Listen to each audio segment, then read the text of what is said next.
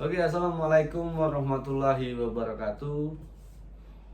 Perkenalkan, nama saya Anugrah Ramadan, SPD MPDT.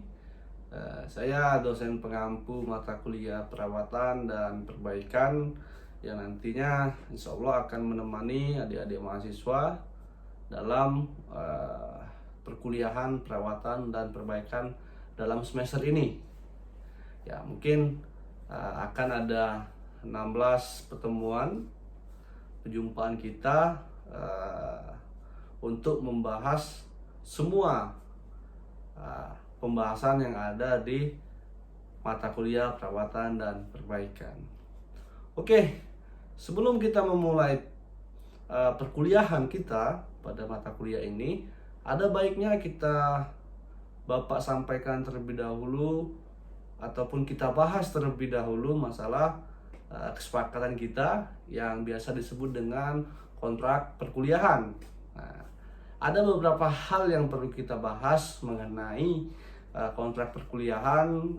Yang pertama masalah nilai, masalah tata tertib perkuliahan, masalah perkuliahan dilakukan menggunakan metode bagaimana, dan juga aturan-aturan yang harus kita bahas pada perkuliahan ini. Ya, tentunya yang akan kita laksanakan selama satu semester. Oke, yang pertama kita akan membahas kontrak perkuliahan masalah nilai.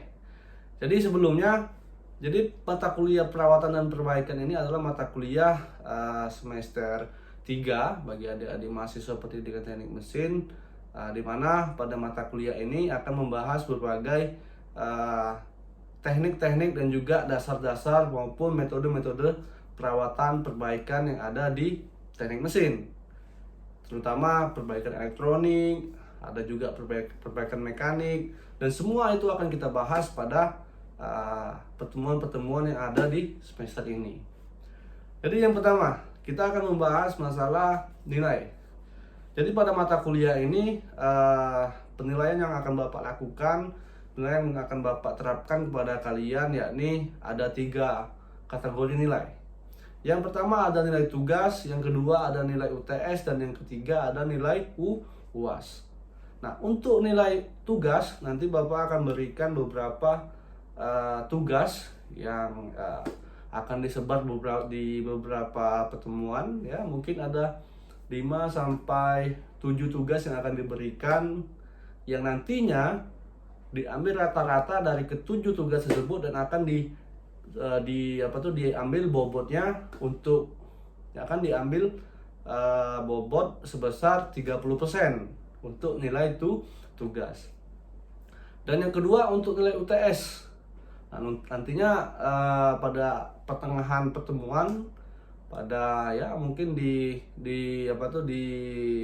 pertemuan ke-7 ataupun di pertemuan ke-8 kita akan melaksanakan UTS yang nantinya akan diambil bobot nilainya sebesar 30% juga. Nah, nanti UTS tersebut akan membahas semua soal-soal ataupun semua indikator ketercapaian CPL yang harus kalian laksanakan. Ada juga ujian tertulisnya dan juga ada ujian praktikumnya.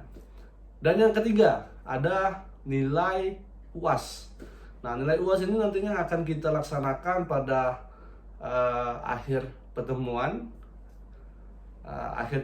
ataupun pertemuan ke-16 yang akan membahas ataupun mengevaluasi semua materi-materi ataupun pembelajaran yang telah kita laksanakan di pertemuan-pertemuan sebelumnya. Nah, untuk UAS ini kita ambil bobotnya sebesar 40%. Nah, jadi ketiga nilai tersebut, dari ada nilai UTS, ada juga nilai tugas, dan juga nilai UAS, kita kumpulkan dari beberapa persen bobot-bobotnya masing-masing untuk dijadikan nilai objektif pada mata kuliah ini. Begitu.